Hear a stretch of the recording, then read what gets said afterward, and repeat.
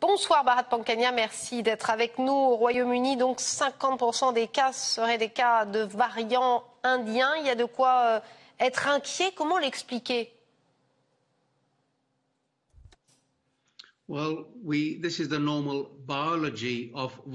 C'est la biologie habituelle des virus.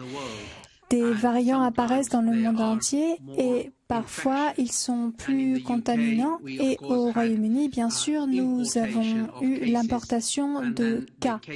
Et ces cas ont généré de nouveaux cas sur place. Et comme ce variant est plus contagieux, nous avons plus de 50 000 cas. Donc il faut contrôler et essayer d'endiguer la propagation. Le Royaume-Uni, qui on le sait, vaccine beaucoup plus vite qu'ailleurs en Europe. Ça veut dire quoi? Que le variant indien va plus vite que le vaccin ou on n'en est pas là?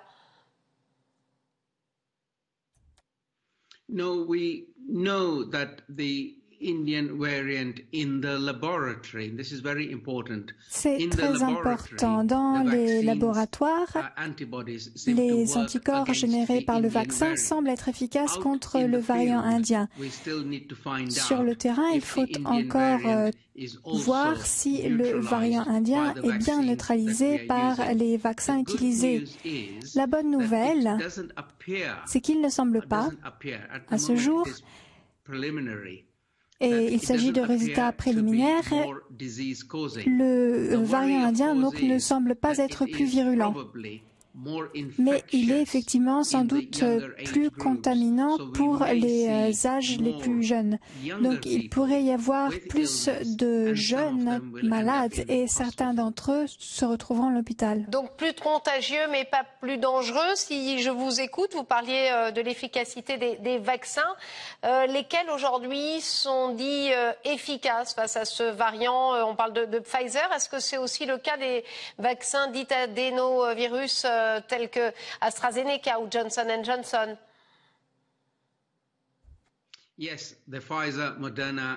Les vaccins Pfizer, Moderna et AstraZeneca se sont tous révélés dans une situation de laboratoire efficace contre le variant indien. Et nous espérons que cela s'appliquera également dans la nature, entre guillemets, que le vaccin protégera bien contre le variant. Alors, le variant indien qui inquiète au Royaume-Uni, qui entame pourtant une nouvelle étape de son déconfinement, entre autres la réouverture des bars et des restaurants à l'intérieur.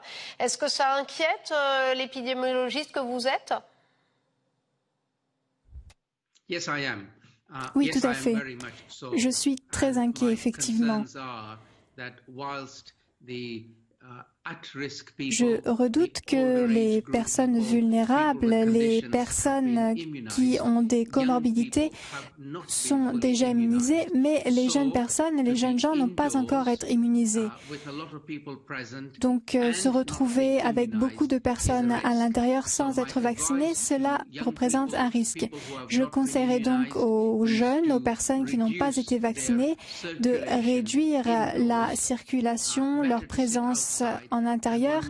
Mieux vaut rester à l'extérieur et mieux vaut attendre jusqu'à ce qu'on puisse être vacciné. C'est une toute petite précaution, mais elle vaut vraiment la peine. Johnson a-t-il fermé au bon moment l'accès aux voyageurs indiens? C'était le 19 avril dernier, alors que le Pakistan et le Bangladesh avaient déjà mis en place cette restriction. Trop tard pour vous? Effectivement, il aurait fallu agir plus tôt et on peut se disputer éternellement, mais mon point de vue d'expert, c'est que à partir du moment où on a appris qu'il y avait un large nombre de cas en Inde et qu'il y avait un variant, elle aurait dû être mise sur liste rouge. Alors en France, nous, on est aussi inquiets par ce variant indien. Certains experts un peu catastrophiques imaginent un été particulièrement meurtrier en cas de relâchement total des restrictions. Et il est vrai qu'en France, on pratique beaucoup moins que vous le séquençage. Vous êtes inquiets pour nous, Français ? Oui, tout à fait. Je suis très inquiet pour l'Union européenne pour de nombreuses raisons, car l'Union européenne est notre voisine et c'est très décevant que le programme vaccinal européen ne soit pas suffisant. Je suis attristée. L'Union européenne n'est pas assez rapide, n'est pas aussi rapide que le Royaume-Uni. Et j'espère qu'elle nous rattrapera bientôt et vaccinera aussi rapidement que le Royaume-Uni.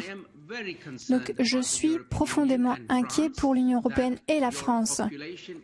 Je redoute votre avenir, sachant que la population n'est pas immunisée et qu'on se retrouve face à un virus plus contaminant. Donc, faites-vous vacciner, s'il vous plaît, portez vos masques et, de plus, allez acheter des masques de meilleure qualité et portez-les correctement. Une dernière petite question.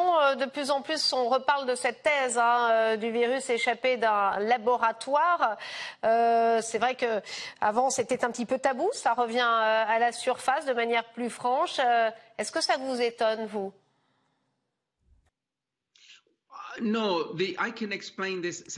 Je peux l'expliquer de manière tout à fait scientifique. Lorsqu'il y a beaucoup de contamination dans le monde entier, il y aura l'apparition de variants. Il y a eu des variants venus du Brésil, de l'Afrique du Sud, du Kent, etc.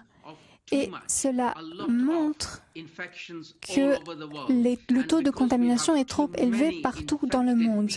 Et comme trop de personnes sont contaminées, comme il y a trop de virus produits, alors forcément, il y a de nombreux variants qui apparaissent l'un après l'autre. Donc, ce n'est pas une question d'origine artificielle du virus. Le problème, c'est que l'on ne contrôle pas la contamination dans toutes les régions du monde. Merci Bharat Pankhania d'avoir répondu à nos questions en direct sur RT France.